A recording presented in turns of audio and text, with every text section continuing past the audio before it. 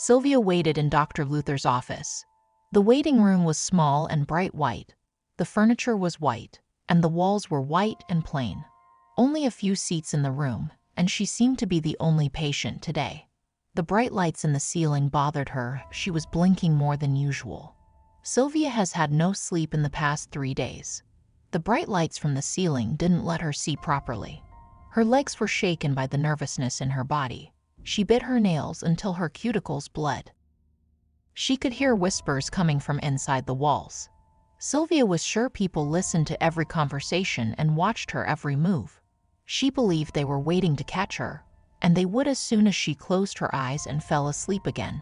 After those numbers on the clock were seen by her, 3:33 a.m., the first time this happened, Sylvia was 12. She woke up when the pink heart-shaped clock on her bedroom wall marked 3:33 a.m. As a child, Sylvia was always afraid to sleep by herself. She would often go back to her parents' room in the middle of the night. Sylvia's parents had a greenhouse that connected to their house at the end of the hallway leading to the bedrooms. It was a beautiful house with an exceedingly rare design. Plants were in every corner. Walking around their house felt like walking in a rainforest. Sylvia's childhood house was beautiful, but after the horrific experience she had that night, for her, the house was never the same. As she opened the door of her bedroom to step out, she looked to the left. There, at the end of the hallway, the greenhouse. It was dark, but the lamps of some of her mother's special plants gave some light at the end of the hallway. She noticed something on the floor. It was hard to see beyond just the shape of it. It was almost perfectly round and seemed to have fur. Her childish, curious mind made her think it was a dog or some adorable animal she could pet. She kept her eyes on it and walked in its direction. As she got closer, the shape became clearer. It was a head. Mr. Bill's head, her neighbor. Just his head and a trace of flesh coming down his chopped neck. As she got close to realizing what it was before she could even scream, Mr. Bill opened his eyes. "They will eat your body. Don't fall back asleep. Or UN," he shouted. Sylvia slowly stepped back. Her body frozen, she couldn't even scream. She ran just like Mr. Bill said, running to her parents' bedroom, looking back as she ran to the other end of the hallway. She kept running. Sylvia felt as if the hallway was growing longer, and the bedroom door seemed farther away as she kept running towards it. She didn't understand and broke down crying in desperation, but never stopped running. She ran and her breathing became heavy. She wanted to reach the door, but the faster she ran, the farther away the door appeared. Suddenly she had finally reached the doorknob. The door was locked, and she started banging on it with her tiny fist. She was so scared and began to kick on the door with her feet and her knees. She closed her eyes, crying in panic. Her father finally opened the door, and she quickly cleaves to him. "Mr. Billy's head, Mr. Billy's head," she said, screaming at the top of her lungs. He looked around the greenhouse, at first terrified of what he might find, but after looking for a while he found nothing. The next day, Mr. Bill took his dog for a walk like he would any other day, and Sylvia watched him through her bedroom window. She didn't understand. What she had seen was so real it traumatized her so much she spent years crying herself to sleep, terrified of the nighttime. An occurrence like the one on that night never happened again. Until this last Friday. Last Friday night, Sylvia woke up, and the clock on her bedside table marked 3:33 a.m. This at once gave her a vivid flashback from that night, but she stayed calm. She turned to the opposite side of the bed and gently closed her eyes. 13 years had passed since that horrific sighting in her parents' greenhouse. Sylvia was 25 years old now. As she became older, she forced herself to detach this fear from her mind. When she sees the number 3:33 a.m. on the clock rarely, she still feels her heart slowly increasing its rate and a shiver coming down her spine. Usually, she would close her eyes, take a few deep breaths, and try to fall asleep again, and this worked for years. Nothing had ever happened. No one ever ate her body, but the uncomfortable fear was always there. After her freshman year of high school, her sleep improved. This Friday night, something was different. Sylvia had an unsettling feeling. She never left her bed at this time of the night. It terrified her. She had a rule, just for herself, to stay in bed strictly until the sun came up, but she was having trouble falling asleep. Sylvia looked back at the clock on her bedside table, and it still marked 3:33 a.m. She was sure it had been at least 30 minutes since she turned to the other side of the bed. She brought her two hands to her face, firmly pressing. She dragged her hands down her face, and her fingers stretched the bottom of her eyelids, and she exhaled, frustrated. Her mouth started to feel dry, and Sylvia was so uncomfortable.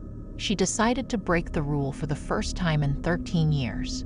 It made her feel pathetic. She was an adult. And even though she doesn't fall asleep crying in her childhood home bedroom anymore, she is an adult now in her apartment, soon to be a mother. Still terrified of something her imagination created. She had been unhappy all her life because of this irrational paranoia. She could never make her child feel safe if she didn't feel safe. Sylvia decided she would not let her fear overtake her anymore. Nothing happened after that night in years, and nothing will happen tonight, she thought. Her legs were shaking as she tried to sit up and place both feet on the ground. Her hands held onto the edge of the mattress, and she stood up, almost falling. Her legs appeared to be weak. The terror of how vivid Mr. Bill's head seemed on the floor of the greenhouse that night stuck forever in her mind. It was so real. She took a deep breath and found balance. She paused, took a deep breath once again, and gently touched her baby bump. Soon to be a mother all by herself.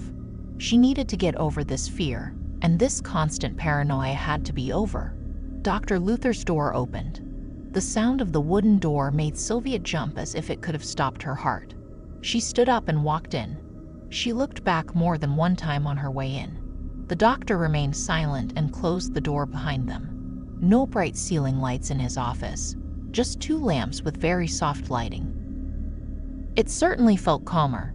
She sat down on a long black leather couch. "How are you, Sylvia?" Dr. Luther asked. "They are back," she murmured while her eyes nervously looked through the room. "Explain to me. Who are they?" "It happened again. Doctor, I saw him. I saw his head." "Mr. Bill's?" he asked. "The other night I tried. I must for the baby. I went to the kitchen, and it was there, his flesh all over my kitchen table. She snapped. "I'm scared, Luther." He said it again. I'm fucking scared. I can't go to sleep. I can't, she repeated. "Breath, Sylvia. This is the first step to healing from this. You need to breathe. This is not good for your child," Dr. Luther assured. "No, you don't understand. I hear them inside the walls waiting for me to go to sleep. They're going to eat me. I can hear them right now, whispering, waiting for me and my baby." "Oh, my baby," she cried. Dr. Luther took off his reading glasses, looked at Sylvia and asked, "How do you know you're not asleep?" Sylvia heard this and stopped her cries. She looked up and locked eyes with Dr. Luther. Not sure if what she heard was real. Confused, she asked him, "What?" The doctor stared at her in silence, not blinking. And then he asked again, "How do you know you're not sleeping right now?" Tears were falling down her face, but she was in silence, and she did not move from the couch. She stared at Dr. Luther, not knowing what to say, her body in a frozen state. She did not know what was real and what was not anymore. In Dr. Luther's face, a soft, sinister smile began to appear. "What time is it?" he asked. "Look at the clock above me, Sylvia." No, no, no," Sylvia begged as she slowly looked up at the round clock that marked 3:33 a.m. She looked back at Dr. Luther. He still stared at her in silence. No blinking. The whispers she had heard every day since Friday night increased and became louder. "She's here. She arrived," they murmured. Sylvia stood up quickly and approached the door. She opened it to find a different room. The bright waiting room was not on the other side of the door anymore. There was a long wooden dining table.